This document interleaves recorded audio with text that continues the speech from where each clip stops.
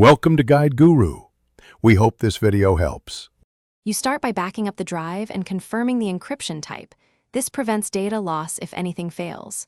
Once done, identify whether the drive uses BitLocker, Decrypt, or a macOS encrypted volume, because each method requires different tools. Make sure you have the password or recovery key and administrator access on your computer.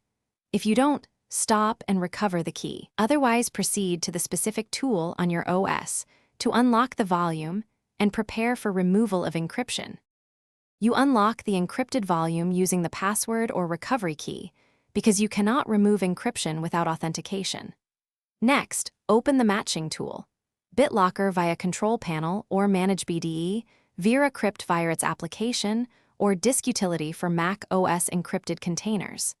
Then choose the option to decrypt or remove encryption, confirm that you want to decrypt the entire drive, and start the process. Make sure to keep the USB connected and the computer powered. Otherwise, the operation can corrupt the file system. You finish by verifying that files open and running a file system check, such as chkdsk on Windows or First Aid on Mac OS to repair any issues. Once decrypted, remove saved recovery keys from your account and consider reformatting the USB to a clean file system if needed. If decryption fails, don't panic.